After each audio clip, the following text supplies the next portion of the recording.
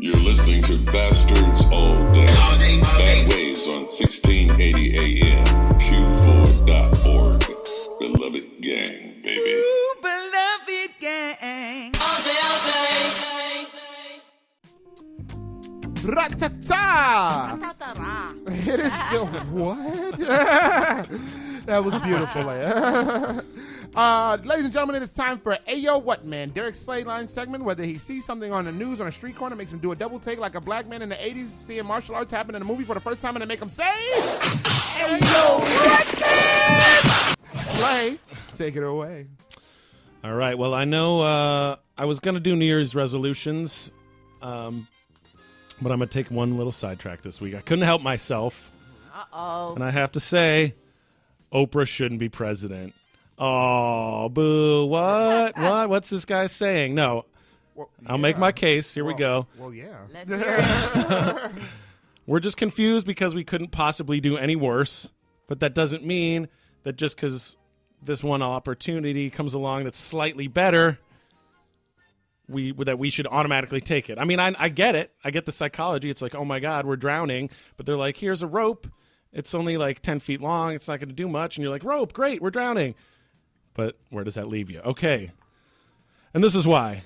Oprah, to me, is the catnip / warm milk for middle-aged, middle-class white women to feel good about themselves.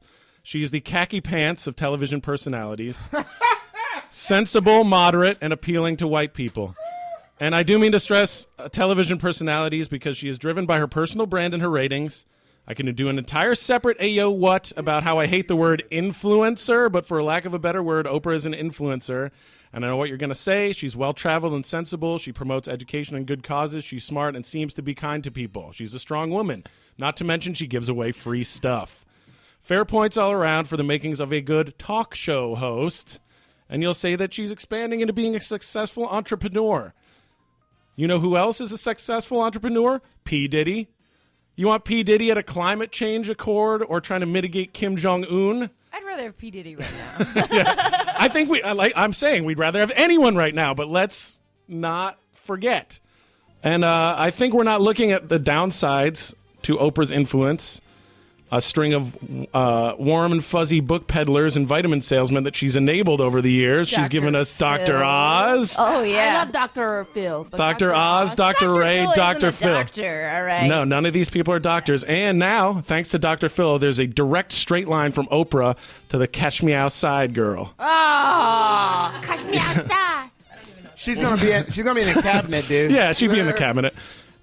So she's paved the way. Oprah has paved the way for a good-natured mediocrity that prevents us from questioning the harder-to-examine truths of our society. She gives credence to the hard look at stuff to grab attention in a very special episode kind of way, and then papers it over with an easy salve of free cars, branded coconut water, and subscriptions to her magazine full of mediocrity worship propaganda and Rachel Ray Oreo pie recipes. Is this the best we can do? No, we've done better before, and we can again. Which is why I propose someone who is absolutely qualified to convey the hard truths of life and not shy away from adversity. An eloquent and thoughtful leader with passion and conviction to be effective. It's not Dwayne "The Rock" Johnson. It's not Bill Nye the Science Guy, Neil deGrasse Tyson, Neil Patrick Harris, Anderson Cooper, Ellen, Rachel Maddow, George Clooney, Jennifer Lawrence, Martha Stewart, Snoop Dogg, Jon Stewart, Patrick Stewart, George Takei, Barbara Walters, Steve Harvey, or Maury. You know who I want? Who? The Tupac hologram. Yes, Tupac hologram 2020. California. We can program it to speak any language on Earth. No need for interpreters. It can be uploaded with all the knowledge of the greatest presidents, Lincoln, Kennedy, FDR, Obama, Millard Fillmore. Not to mention the great figures from history, Gandhi, Martin Luther King, Cesar Chavez, Biggie Smalls. He'll appeal to young people, or at least people my age. And if we need to dumb it down, we can have him talk like Lil Yachty or Jake Paul for a little while just to hook young voters.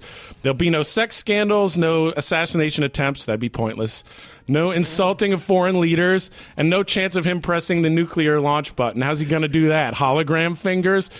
And the chances are that he won't malfunction and shoot death ray lasers at crowds and world leaders. Probably about a 12% chance of that actually happening. I crunched the numbers on that one. Crunch your numbers. Not only that, but he'll be a nice bridge to the inevitable merging with artificial intelligence in the singularity. And think about the correspondence dinners. The Tupac hologram gets a few zingers in on George Will and then does a spot-on a cappella of California Love.